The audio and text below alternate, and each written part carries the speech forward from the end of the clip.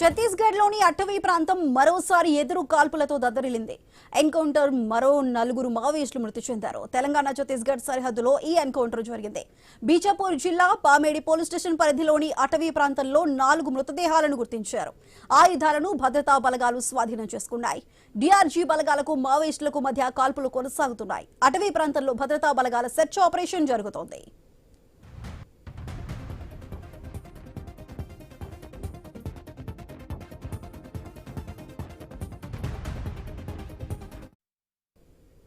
ఛత్తీస్గఢ్లోని అటవీ ప్రాంతం మరోసారి ఎదురు కాల్పులతో దద్దరిల్లింది.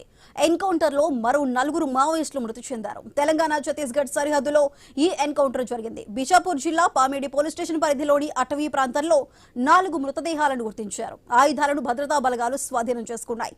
డీఆర్జీ బలగాలకు మావోయిస్టులకు మధ్య కాల్పులు కొనసాగుతున్నాయి. అటవీ ప్రాంతంలో భద్రతా బలగాల సెర్చ్ ఆపరేషన్ జరుగుతోంది.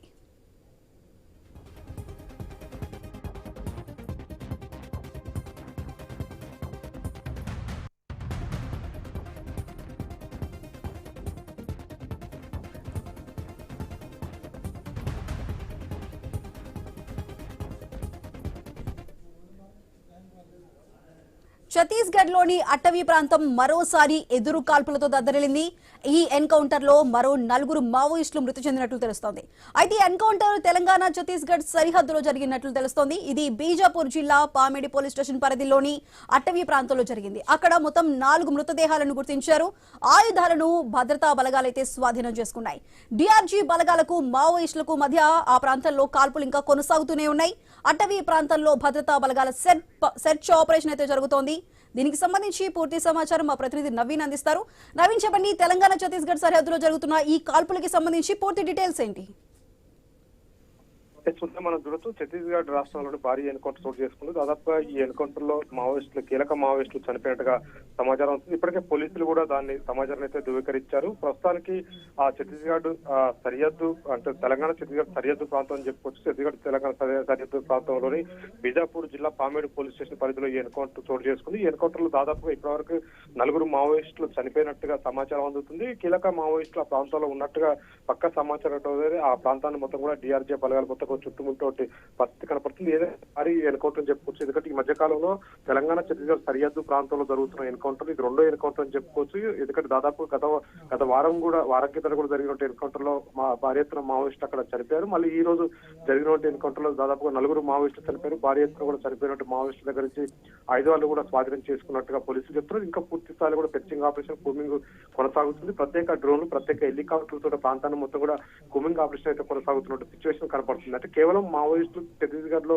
నిర్బంధం పెరగడం, భారీ ఎన్కౌంటర్ జరుగుతున్న నేపథ్యంలో వాళ్ళందరూ తెలంగాణ వైపు వచ్చే ప్రయత్నం చేస్తున్నారు. సరిహద్దు ప్రాంతంగా ఉన్నటువంటి పామేడు పోలీస్ స్టేషన్ పరిధిలోనే భారీ ఎన్కౌంటర్ చోటు చేసుకుని గతంలో జరిగిన ఎన్కౌంటర్ గతంలో అంటే వారం కింద జరిగిన ఎన్కౌంటర్ కానీ ఇప్పుడు జరిగిన ఎన్కౌంటర్ కూడా సరిహద్దు ప్రాంతం అని చెప్పుకోవచ్చు. ఎందుకంటే బీజాపూర్ జిల్లా పామేడు పోలీస్ స్టేషన్ అనేది 2 రాష్ట్రాల సరిహద్దు ప్రాంతంలో ఉంటుంది.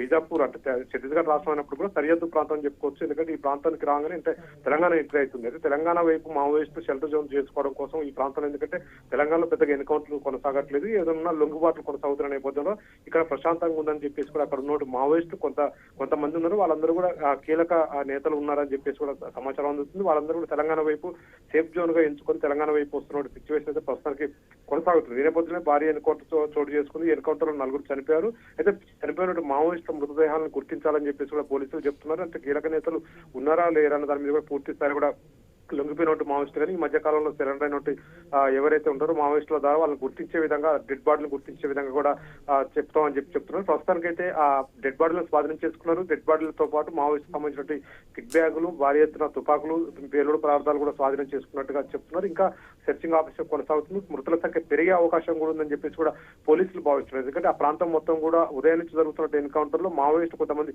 తప్పించుకున్నారు. కీలక నేతలు ఉన్నారని పక్క సమాచారం అవుతుంది. భారీ ఎత్తున కూడా మావోయిస్టు ఆ ప్రాంతంలో ఉన్నట్టుగా తెలుస్తుంది. ఎందుకంటే సేఫ్ జోన్ గా చేసుకుని సరిహద్దు ప్రాంతంలో ఉన్నట్టుగా తెలుస్తుంది. వాళ్ళు తెలంగాణ వైపు వెళ్ళడానికి జరుగుతున్న నేపథ్యంలో ఎన్కౌంటర్ చోటు చేసుకుని ఎన్కౌంటర్ లో మావోయిస్టులు చనిపోయారని చెప్పేసి ప్రస్తుతానికి పోలీసులు ఒక ప్రాథమిక సమాచారానికి అయితే వచ్చినట్టు సిచ్యువేషన్ ఉంది. ఏదైనా భారీ ఎన్కౌంటర్ అని చెప్పేసి ఇంకా మృతుల సంఖ్య పెరిగే అవకాశం ఉంటుందని చెప్పేసి కూడా పోలీసులు చెప్తా ఉన్నారు. Sudha. Right Naveen, thank you.